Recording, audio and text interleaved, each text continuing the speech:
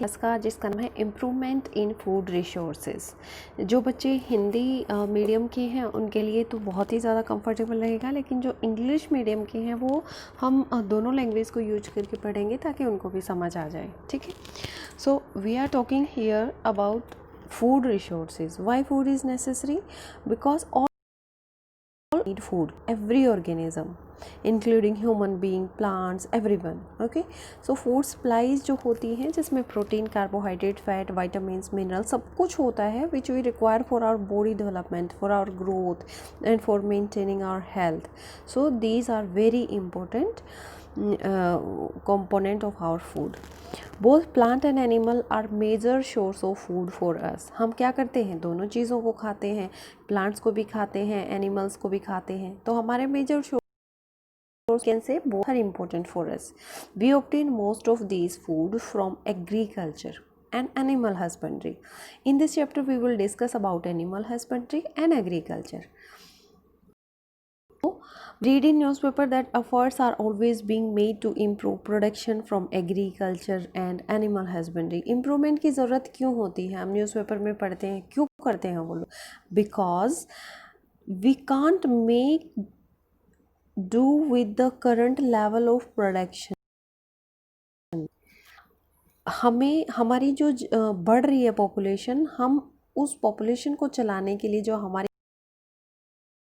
नहीं चला सकते. India is populous country. Our population is more than 1 billion people and still it is growing. So जितना ज़्यादा population बढ़ रही है उतना ज़्यादा खाना चाहिए, है ना. जैसे कि ग्रोइंग पॉपुलेशन को ज़्यादा खाना चाहिए, हमें ज़्यादा बिलियन टन्स ऑफ ग्रेन्स की ज़रूरत होती है हर साल. जितनी पॉपुलेशन बढ़ती है उससे कहीं ज़्यादा हमारी प्रोडक्शन भी बढ़नी चाहिए. So this can be done by farming on more land. ज़्यादा ज़मीन पे हमें खेती करनी चाहिए. और ज़्यादा ज़मीन पे खेती क्यों नहीं कर पा रहे? क्योंकि हम हर जगह पे तो घर बनाए जा रहे हैं, है ना. हमें क्या चाहिए? हमें तो बिल्डिंग चाहिए, हमें अच्छा रहने के लिए मकान चाहिए, उसमें पार्क भी चाहिए. मतलब हम जो एग्रीकल्चर वाली लैंड है उसे ख़त्म कर रहे हैं. इसलिए क्या हो रहा है कि हमारे पास मेजर स्कोप नहीं है वो लैंड को कल्टीवेशन करने की, इंक्रीज़ करने की. ठीक है, तो अब लोग क्या कर रहे हैं, वैसे तो छतों पे भी कर रहे हैं, अपना सब्जी वगैरह कर लेते हैं, लेकिन उससे ये थोड़ी ना कि हम अपने पूरे साल का गेहूँ ग्रो कर लेंगे. इसीलिए नेसेसरी है कि इंक्रीज़ होनी चाहिए प्रोडक्शन. जो हमारी क्रॉप्स हैं और जो हमारी लाइव स्टॉक है उनकी प्रोडक्शन दोनों की इंक्रीज़ होनी चाहिए.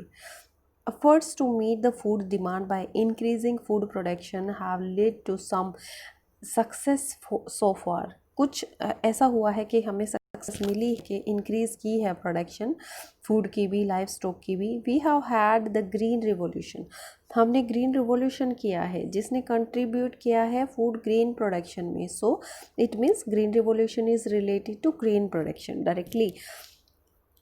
You may get question objective type question like which one is related to grain production, food grain production. So it is green revolution.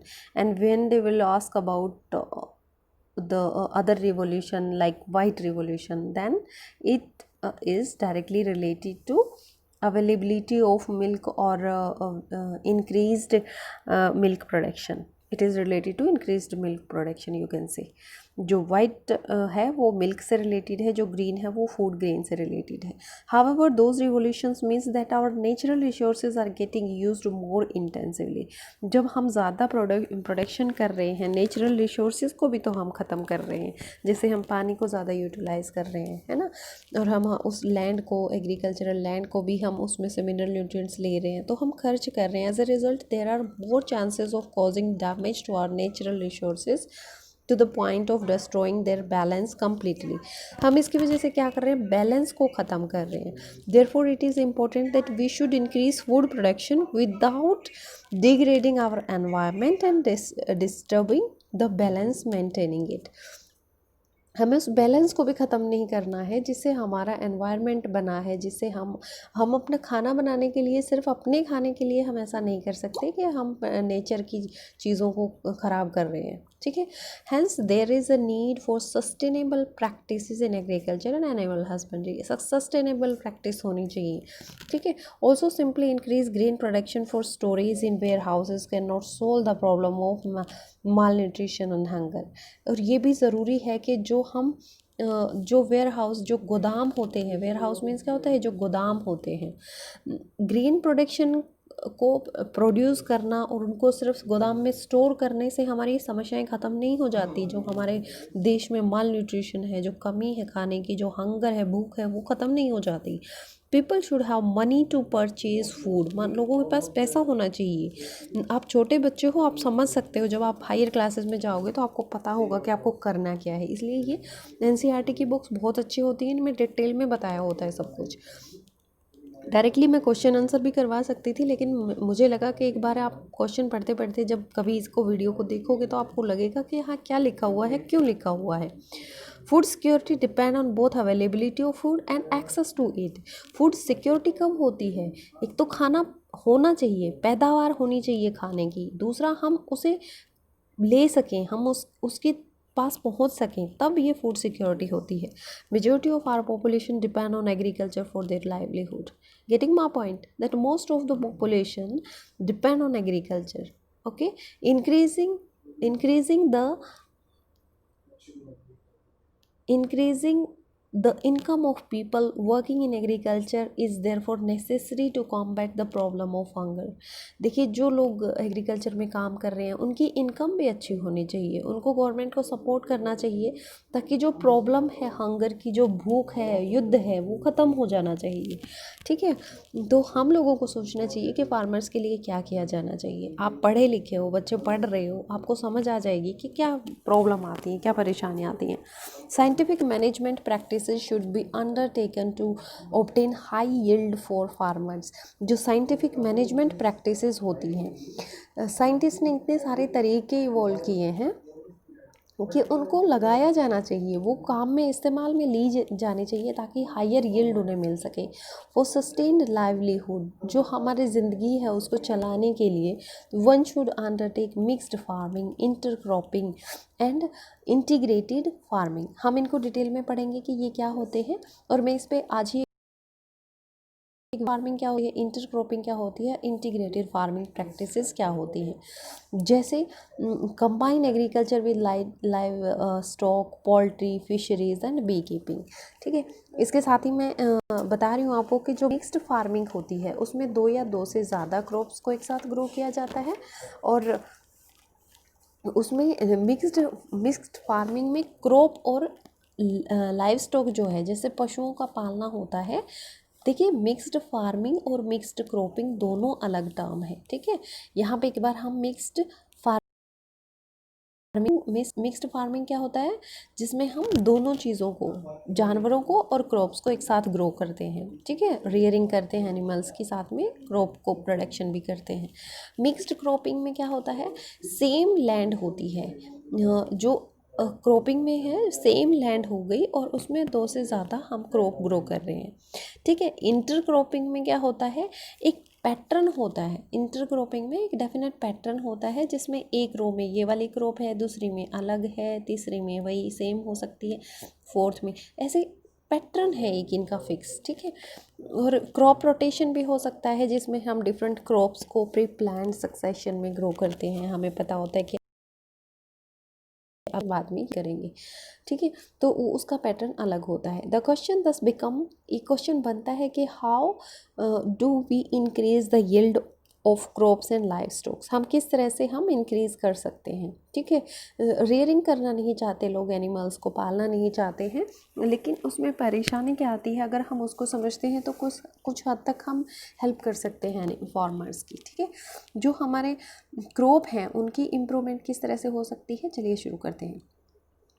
Cereals such as wheat, rice, maize, millet, sorghum provides carbohydrates। जो serials होती हैं, C for serials, और C for carbohydrate. ठीक है, इनसे हमें क्या मिलता है, कार्बोहाइड्रेट याद हो गया आपको, जिससे हमें एनर्जी मिलती है। जो पल्सेस हैं, जो दालें हैं, जैसे ग्राम है, पी है, ब्लैक ग्राम है, ग्रीन ग्राम है, मूंग की, अरहर की, ऐसे मसूर, लेंटिल, ठीक है, तो ये हमें प्रोटीन प्रोवाइड करती हैं। ये क्या होती हैं, पल्सेस। पल्सेस पी से शुरू होता है, इससे हमें क्या मिलता है, प्रोटीन मिलता है, कभी नहीं भूलोगे। And oil seed include soybean, ground nut, ये क्या है, सेसम, कस्टर्ड, मस्टर्ड, है ना। इन सब से हमें, सनफ्लावर से इससे हमें नेसेसरी फैट मिलता है। तो इसको एक को तो आप याद कर लोगे। अब आपको पता चल गया कि आपको सीरियल से मिलता है कार्बोहाइड्रेट्स, पल्सेस से मिलता है प्रोटीन, ऑयल से मिलता है फैट। ऑयली चीज़ नहीं खाएंगे, फैटी हो जाएंगे, ऐसे कहते हैं ना, तो उससे आपको ये याद हो जाएगा, तीनों याद हो गए। वेजिटेबल, स्पाइसेस, फ्रूट्स जो होते हैं वो विटामिन्स और मिनरल्स हमें देते हैं। ठीक है, वी से विटामिन्स, वेजिटेबल से क्या मिलता है, विटामिन्स, फ्रूट से, वेजिटेबल और फ्रूट दोनों से विटामिन्स और मिनरल्स मिलता है। जो बच्चे मेरी तरह कमज़ोर हैं पढ़ाई में, उनके लिए ये ट्रिक्स उन्होंने खुद ही बनाई हैं। वेजिटेबल से विटामिन मिलता है, सीरियल से कार्बोहाइड्रेट मिलता है, पल्सेस से प्रोटीन मिलता है, तो उन्होंने कैपिटल जो फर्स्ट लेटर है इनका वो सेम ले लिया है ना, अच्छी बात आपके लिए। In addition to small amount of protein, carbohydrates and fat, these food crops, fodder crops like bersim, oats, sudan grass are raised as food for life stock. हम ये तो हमारे काम की थी, कौन सी, सीरियल, पल्सेस वगैरह, लेकिन इसके साथ हम फॉडर क्रॉप भी ग्रो करते हैं जो हमारे एनिमल्स के लिए बहुत ज़्यादा ज़रूरी होती हैं। उसके बाद आपको डायग्राम में दिखाया गया है कि किस तरह से ये क्रॉप आपको दिख रही है, डिफरेंट टाइप ऑफ क्रॉप्स कैसी होती हैं। फिर इन्होंने क्वेश्चन यहाँ पे रेज़ किया है कि what do we get from cereal, pulses, fruits and vegetables. अब आप ये आंख बंद करके बताते हो कि जो सीरियल्स है उससे क्या मिलता है हमें, कार्बोहाइड्रेट, है ना, C फॉर कार्बोहाइड्रेट होता है, P से पल्सेस, P से प्रोटीन मिलता है ना। फ्रूट और वेजिटेबल से क्या बताया था, विटामिन्स, V से विटामिन्स मिलता है। फ्रूट से, फ्रूट और वेजिटेबल से वैसे मिनरल्स और विटामिन्स दोनों चीज़ें मिलती हैं। तो इस तरह से आपको याद हो जाएगा।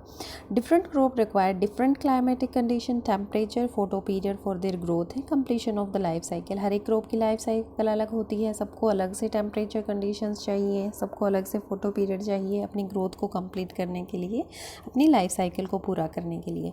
Photo period are related to duration of sunlight. Photoperiod क्या होता है, जो सनलाइट के ड्यूरेशन होता है उसे फोटो पीरियड कहते हैं।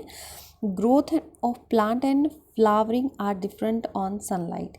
जो प्लांट की ग्रोथ है और उसकी फ्लावरिंग की जो ग्रोथ होती है डिपेंड करती है सनलाइट के ऊपर, जो सूर्य की किरणें होती हैं उसके ऊपर। एज़ वी ऑल नो, जैसे हम सबको पता है, प्लांट्स अपना खाना खुद बनाते हैं सनलाइट में अपनी फोटोसिंथेसिस प्रक्रिया के द्वारा।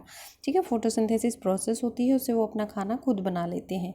There are some crops which are grown in rainy season. जो क्रॉप्स रेनी सीजन में ग्रो की जाती हैं उनको क्या कहते हैं,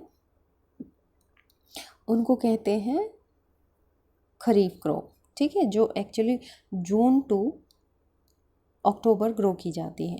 कुछ क्रॉप ग्रो की जाती है विंटर सीजन में। विंटर में क्या होता है, ठंड लगती है, सब रब को याद करते हैं, तो वो रबी क्रॉप है। ठीक है, विंटर वाली क्या है, रब वाली क्रॉप, रबी वाली क्रॉप। नवंबर टू अप्रैल, जैसे पैडी, सोयाबीन, पिजन, मेज, ये वाली क्रॉप्स हैं। ब्लैक ग्राम खरीफ क्रॉप है, जबकि वीट है ना, ये सारी मस्टर्ड जो सर्दी में उगाई जाती हैं वो रबी क्रॉप है। हमारे इंडिया में क्या होता है, जो 4 टाइम इंक्रीज़ हुई है फूड ग्रेन की प्रोडक्शन। कब से कब तक, 1960 टू 2004 25% इंक्रीज़ हुआ है कल्टीवेबल लैंड एरिया में। ठीक है, जो पहले खेती के लायक ज़मीन नहीं थी उसको खेती के लायक बना दिया, उसको उपजाऊ बना दिया। ठीक है, how has this increase in production been achieved. किस तरह से लिया गया ये प्रोडक्शन, इतना ज़्यादा कैसे हुआ। If we think of practices involve in farming, अगर हम सोचें कि जो प्रैक्टिस फार्मिंग में इन्वॉल्व की जाती हैं, we can see that can divide into 3 stages. जो प्रैक्टिस होती हैं, जो खाना, जो गेहूँ, कुछ भी क्रॉप लगाने के लिए होती हैं, वो 3 स्टेजेस में हम डिवाइड कर सकते हैं। The first is choice of seed, for planting. पहले सबसे पहले क्या होता है, सीड की चॉइस हमारी जो कैसी है वो हमारा एक फर्स्ट स्टेज है। सेकंड स्टेज में हम पौधे को कैसे नर्चर कर रहे हैं, कैसे पानी दे रहे हैं, उसे कैसे खाद दे रहे हैं। थर्ड स्टेज में है हमें प्रोटेक्शन करनी है, ग्रोइंग हार्वेस्टिंग करनी है क्रॉप की, ठीक है। Thus the major group of activities for improving crop yield can be, जो मेजर एक्टिविटीज़ होती हैं क्रॉप इम्प्रूवमेंट में वो कौन सी हो सकती हैं। क्रॉप वेराइटी इम्प्रूवमेंट, एक तो हमें वेराइटी अच्छी लेनी चाहिए, सीड अच्छा लेना चाहिए। क्रॉप को प्रोडक्शन इम्प्रूवमेंट, हम उसे किस तरह से पानी दे रहे हैं, खाद दे रहे हैं, और उसे प्रोटेक्शन कैसे दे रहे हैं। ऐसा नहीं है कि पूरी फसल ग्रो कर ली हमने अच्छे से, उसमें सब कुछ हो गया, हार्वेस्ट कर ली और उसके बाद वो पड़े रहे खेत में ही, उसमें वहाँ ख़राब हो गए, तो प्रोटेक्शन भी ज़रूरी है।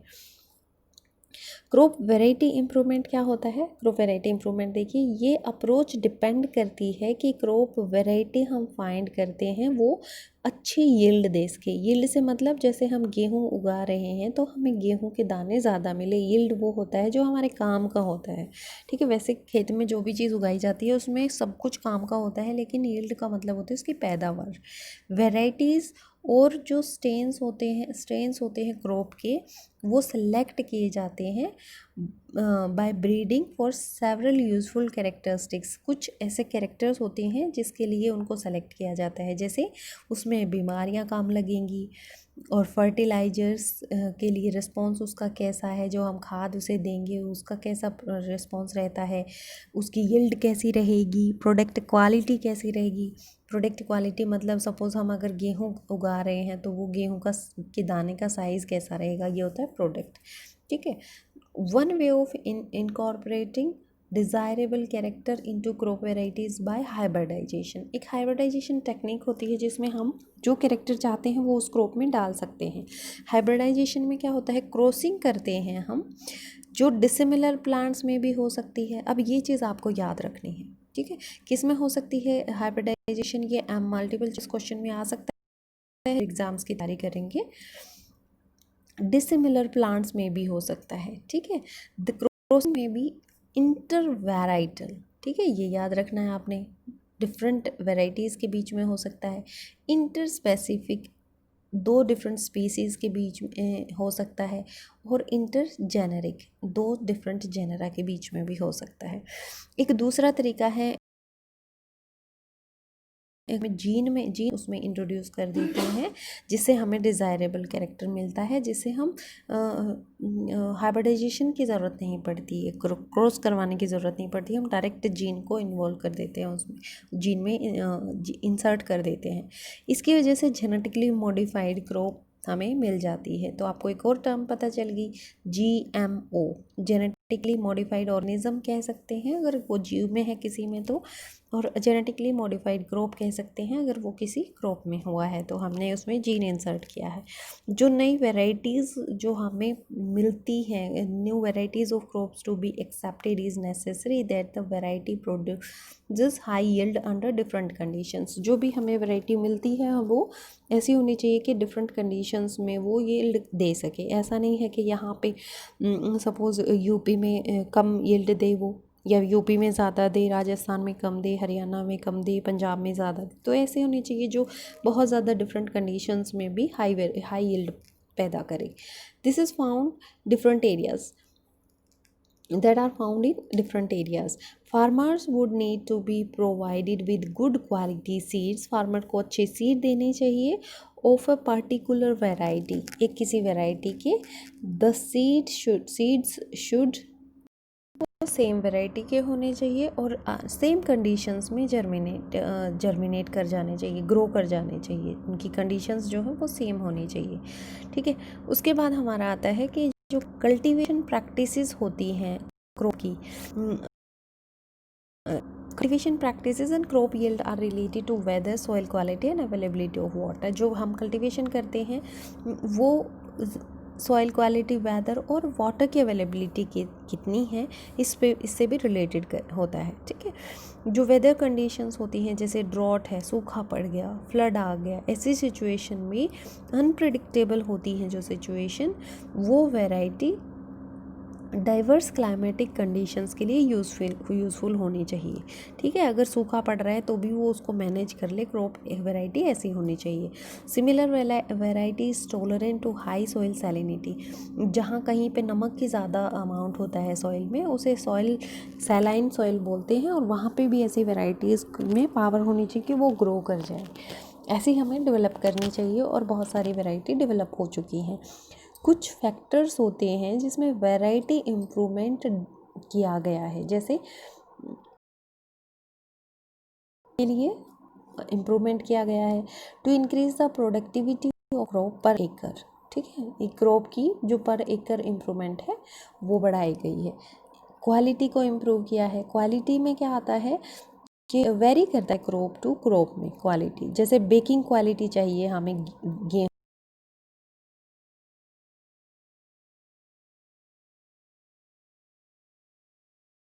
ये जो आपने वो याद किया था कि हमें किस क्रॉप से क्या मिलता है, वो यहाँ आप क्वालिटी में डाल सकते हो। ठीक है, ऑयल सीड में फैट्स, ये फ्रूट्स में हमें, और वेजिटेबल्स में विटामिन की क्वालिटी अच्छी होनी चाहिए। उसके बाद आता है बायोटिक एबायोटिक रेजिस्टेंस वैरायटी होनी चाहिए। बायोटिक में कौन सा आते हैं, जैसे इंसेक्ट हैं और निमेटोड्स हैं, अगर ये अटैक करती हैं, डिजीज़ अटैक कर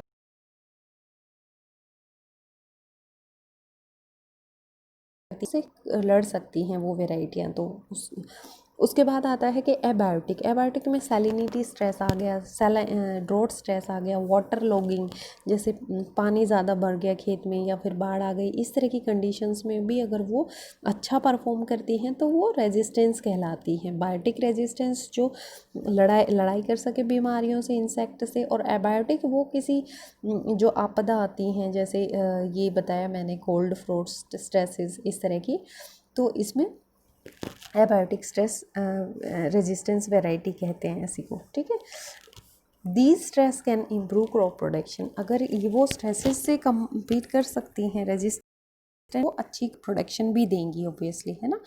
अब वो मेच्योरिटी का ड्यूरेशन, अब क्या होता है, किसान भाई क्या करते हैं, परेशान होते रहते हैं 6 महीने साल साल। ठीक है, तो उनका ड्यूरेशन कम हो जाएगा, तो उनकी हेडेक भी कम हो जाएगी, जल्दी से क्रॉप ग्रो की। शॉर्ट शॉर्टर ड्यूरेशन का मतलब है उनका सोइंग का टाइम, जो उनको उगाने का टाइम है, और उनका हार्वेस्टिंग का टाइम, हार्वेस्टिंग मतलब जब उसे काटते हैं, ये मोर इकोनॉमिकल रहेगा। ठीक है, इकोनॉमिकल मतलब उनका कम खर्च आएगा। तो आप क्या समझते हो, जैसे उन्हें बार बार क्रॉप को पानी नहीं देना पड़ेगा, बार बार फील्ड पे नहीं जाना पड़ेगा, बार बार उन्हें अपने मैन्योर्स नहीं डालने पड़ेंगे, जो फर्टिलाइजर्स नहीं डालने पड़ेंगे, तो इसकी वजह से उनका खर्च कम हो जाता है, उन्हें यील्ड जल्दी मिल जाती है। शॉर्ट ड्यूरेशन अलो करता है फार्मर्स को कि वो एक थोड़े से टाइम में बहुत ज़्यादा क्रॉप भी ग्रो कर सके एक साल में। ठीक है, शॉर्ट ड्यूरेशन रिड्यूस करता है क्रॉप प्रोडक्शन को, और यूनिफॉर्म मेच्योरिटी जो होती है वो हार्वेस्टिंग प्रोसेस को इजी कर देती है। तो जो शॉर्ट ड्यूरेशन की होगी वो जल्दी से सारी मेच्योर हो जाएगी, और जल्दी से वो तैयार हो जाएगी हार्वेस्टिंग के लिए। अब उसकी वाइडर एडेप्टेबिलिटी होनी चाहिए। वाइडर एडेप्टेबिलिटी क्या होती है, वेराइटीज़ को डेवलप करना। Wider adaptability help in stabilising the crop production under different environmental conditions, तो वो स्थिर हो जाती हैं डिफरेंट एनवायरमेंटल कंडीशंस का, उन पर कोई फ़र्क नहीं पड़ता, तो वो अडेप्ट हो जाती हैं बहुत सारी कंडीशंस के लिए। One variety can then be grown under different climatic condition in different areas, एक क्रॉप को अलग अलग क्लाइमेटिक कंडीशंस में फिर ग्रो कर सकते हैं, तो इससे वैसे ही परेशानी कम हो जाएगी। Desirable agronomical characters, tallness and profuse branching are desirable character for fodder crop। जो fodder crop होती हैं उसमें क्या होता है कि उनको हाइट जितनी चाहिए उतनी उन्हें मिल जाए, और प्रोफ्यूज ब्रांचिंग हो जानी चाहिए, बहुत ज़्यादा ब्रांचिंग चाहिए, है ना, जिससे कि उन्हें फॉडर क्रॉप में जो चाहिए वो मिल जाए। ड्वार्फनेस भी कई कई बार सीरियल्स में ज़रूरत होती है, जो हाइट कम हो जाए तो अच्छा है। ठीक है, nutrients, less nutrients are consumed by these crops, और इनसे क्या होता है कि जो न्यूट्रिएंट्स होते हैं वो कम कंज्यूम किए जाते हैं, इसीलिए ऐसी वैरायटी को डेवलप करना इकोनॉमिकली हेल्प करता है हायर प्रोडक्शन के लिए। ठीक है, ये क्वेश्चन हम नेक्स्ट वीडियो में करेंगे। Thank you for watching life science cafe.